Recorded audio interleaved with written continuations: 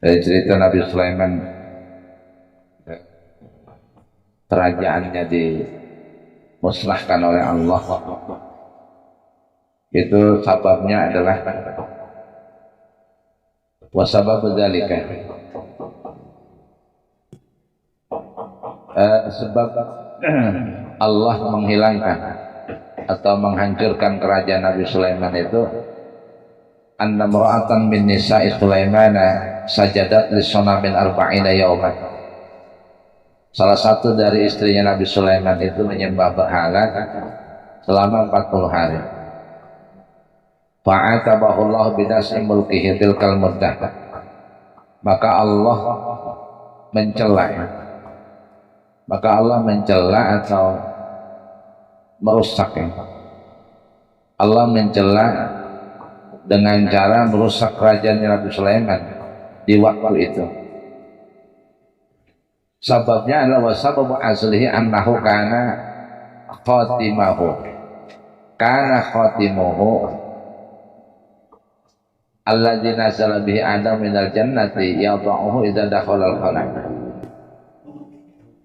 Cerita awalnya adalah ketika sebab dihancurkannya kerajaan Nabi Sulaiman oleh Allah itu bahwasanya adalah cincinnya Nabi Sulaiman, yang mana cincin itu turun bersama dengan Nabi Adam dari surga. Pada waktu itu Nabi Sulaiman letakkan cincinnya, dilepas di tangannya ketika beliau masuk ke kamar mandi. Di Nabi Sulaiman itu kalau masuk ke WC kamar mandi mesti cincinnya dilepas. Nah, dia letakkan inda mura'atin min nisa'ihi, dia letakkan dekat salah satu dari istrinya. Nah, istrinya yang mengetahui, salah satu istrinya yang mengetahui bahwa cincinnya Nabi Sulaiman itu dia lepas ketika mau masuk di kamar mandi, itu namanya adalah apa? Al-Umyanah ya. Istrinya Nabi Sulaiman kalau satu namanya Al-Umyanah. Nah, di sini ada keterangan wakana kullu man labisahu yamlikun dunya bima fiha, adalah siapapun orang yang memakai cincinnya Nabi Sulaiman itu maka dia akan menguasai dunia dan seisinya. Untuk cincinnya. Jadi siapapun yang pakai cincin itu dia akan menguasai dunia dan seisinya. Nah, fawadu'ahu indaha marratan. Satu kali ya memang sering beliau kalau masuk kamar mandi itu cincinnya mesti dilepas. Suatu saat cincin itu dia lepas karena Nabi Sulaiman ingin masuk kamar mandi. Ya. Tapi istrinya nih, yang salah satu dari istrinya yang bernama Umyanah ini tahu. Dia tahu diletakkan di situ dan dia tahu. Nah, pada waktu Nabi Sulaiman masuk ke dalam kamar mandi, datanglah itu setan, faja'aha syaitan yusamma Safral Marid. Datanglah setan. Setan itu namanya Safral Marid, nama setannya yang datang pada waktu itu. Jangan, asal jangan buat nama anak aja. Wa tasyakala bisyakli Sulaiman.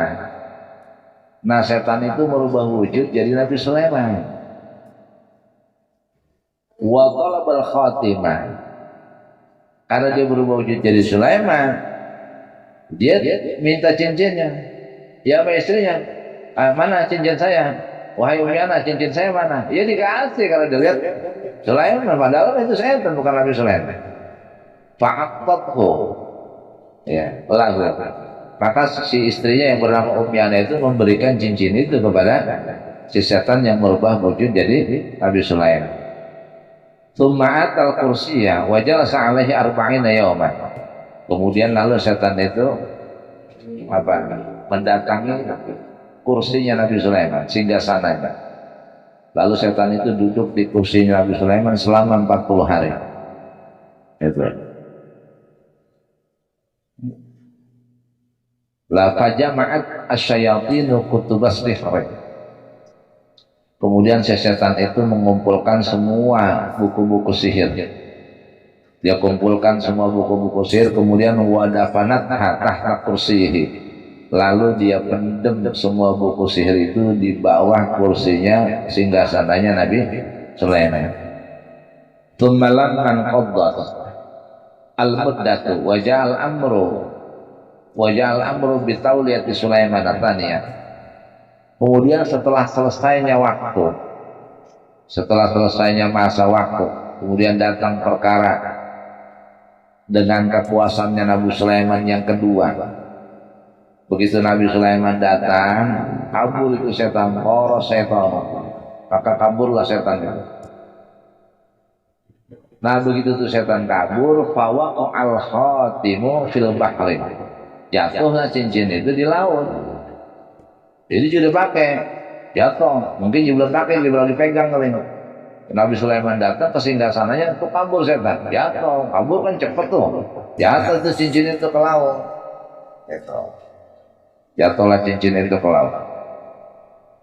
Nah, setelah jatuh bagaimana? Fahamalat kudabatun min dawabil ma'i. Nah, cincin itu ditemukan oleh salah satu binatang laut. Di sini dabbah namanya. Dabbah itu binatang melata yang ada di laut. Kalau dibilang ikan, dabbah itu bukan termasuk ikan, karena dabbah itu di darat nggak bakal hidup. Yang sekira-kira di darat hidup. Ya, jangan ditafsirin kayak mau pasir aja. Kurang mingguin. Kalau dia aja nafsirin nggak berani nyebut namanya apa. Ya, pokoknya kalau dabbah itu binatang air, sejenis binatang yang tapi bisa jalan darat, namanya dabbah. Ikan kan di darat nggak bisa hidup lama-lama. Kalau dabbah enggak hidupnya. Ya ada juga yang mengartikan ikan. Nah salah satu binatang laut, wahamalat maka dapat salah satu binatang laut itu membawa cincin itu, ya membawa cincinnya Nabi Sulaiman, wa atathu bihi, dan dia datangkan cincin itu kepada Nabi Sulaiman. Jadi dipulangin, dibalikin, karena jatuh ke laut oleh binatang itu diambil, diantarin ke Nabi Sulaiman cincinnya, balik lagi. Nah, kenapa? Ya kan dia ngadu akhirnya. Paling enggak ya, ini cincin saya dari mana? Kok diantarin sama situ? Saya temuin di laut. Loh, siapa yang bawa ke sono? Tahu nih, Nabi Sulaiman tahu nih. Oh, ada yang nggak beres ini, berarti ada yang nyuri di cincin saya. Akhirnya apa? Fa'amara Sulaiman syayatina ayyatu bisakhril marid. Nabi Sulaiman perintahkan semua setan. Nabi Sulaiman itu jinnya banyak. Jin-jin yang tunduk kepada dia itu banyak. Semua jin tunduk kepada dia. Dia perintahkan semua jin cari itu yang namanya apa? Sakhrul marid, datangin kemari. Tangkap dia. Gitu ceritanya. Dia yang bawa cincin saya nih. Buktinya nih si binatang ini ngulangin cincin saya dan dia bilang. Akhirnya apa? Fa'amara Sulaiman asyayatina, maka Sulaiman memerintahkan semua setan-setan atau jin-jin ayyatu untuk mendatangkan sakhrul marid. Kenapa tangkap? Fa'atauhu, maka setan-setan itu mendatangkan sakhrul marid bihi kepada Nabi Sulaiman. Fa'amarhum ayyaftahu sakhratan. Kemudian Nabi Sulaiman perintahkan kepada jin-jin itu, setan-setan, untuk membuka batu besar. Ada batu yang besar, buka batu itu, pecahin. Ya, fa'alu, maka semua setan-setan itu melakukan perintah Sulaiman. Tuma'al marhum ayyadha'uhu fiha. Kemudian Nabi Sulaiman perintahkan kepada setan-setan itu untuk meletakkan si sakhrul marid di dalam batu besar itu. Ya. Tangkap itu yang namanya sakhrul marid. Ditangkap ketemu, bawa kemari. Jadi ada batu besar, bolongnya. Pecahin nih batu besar, masukin tuh si sakhrul marid ke dalam batu itu. Dimasukin sama setan-setan itu. Habis dimasukin apa? Wa yasuddu alaihi birrasasi wan nuhasi. Setelah dimasukin sakhrul marid ke dalam batu besar, kemudian apa? Cor dia dengan timah dan tembaga. Langsung dicor sama Nabi Sulaiman sakhrul marid. Nah, habis dicor, wa yarmuhu fi qahril bahri. Dimasukin ke dalam batu besar, dicor pakai timah dan tembaga, batunya buang ke dalam laut, lemparin ke laut. Si Sokhrul Marid ada di dalam batu itu.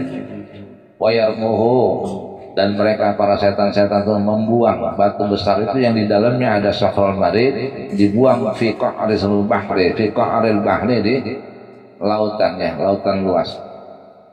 Al-milhi yang asin. Fafa'alu, maka semua setan yang diperintahkan itu mengerjakan perintah Nabi Sulaiman. Nah, itu terakhirnya begitu. Tapi falamma mata Sulaiman, maka ketika Nabi Sulaiman meninggal dunia, dalat asyayatinu ala tilkal kitabi al-madfunatin nas. Si setan itu menunjukkan kepada manusia, banyak orang, tentang kitab-kitab buku-buku sihir yang dipendam oleh dia di singgasana di bawah kursinya Nabi Sulaiman. Itu asalnya begitu. Itu ya. Wa qila innahu mastarqatu asyayatin minas sama. Ada yang mengatakan bahwasanya setan itu tidak mendengarkan berita-berita dari langit. Dia tidak mendengarkan berita-berita dari langit. Itu. Fakana syaitan yasma'ul kalimat as-sidqa. Maka adalah setan itu mendengar kalimat yang benar. Kemudian wa yadau 'alaiha tis'atan wa tasqina kadzbatan.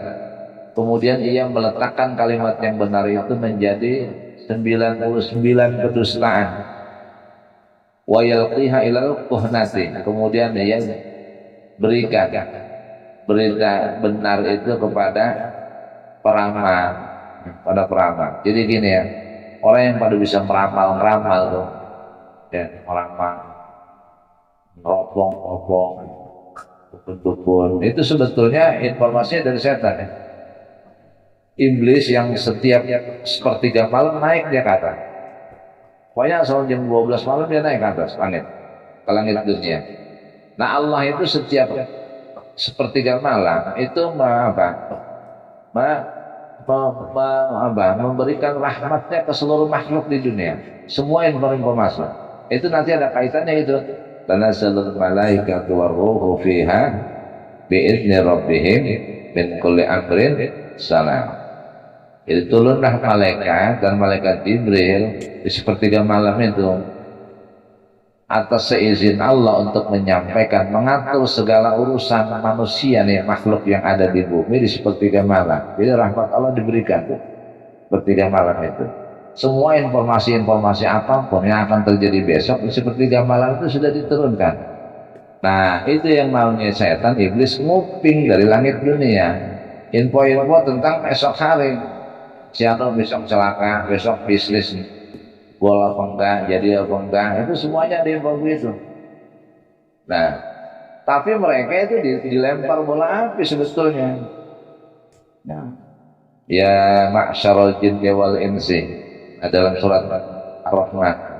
Ya ma'syarul jinni wal insi, wahai kelompok jin dan manusia, in istata'tum an tanfudhu, jika kalian jika kalian mampu untuk menembus langit, fanfudhu, jika kalian mampu untuk menembus langit maka silakan tembuslah. La tanfudhu, niscaya kalian tidak akan mampu untuk menembus langit illa bisultan, kecuali dengan sultan. Sultan itu penolong. Nah terusannya kan ayat itu apa? Mereka dilempar bola api dan mereka kena kebakar. Jadi apa ya informasi-informasi yang dia dengar sepertiga malam iblis setan itu di langit dunia itu apa? Sebetulnya mah kalimatul haqqin. Jadi kalimat yang benar. Cuma mereka mereka menjadikan kalimat yang benar itu menjadi 99 kedustaan. Dan itu di orang kalau dukun kan laporannya dari dia. Dukun-dukun itu. Dan dia ngomong tuh, dan itu bohong. Umpama benar pun nggak benar 100%, karena yang mereka dengar tuh sama, ya, nggak jelas banget nah.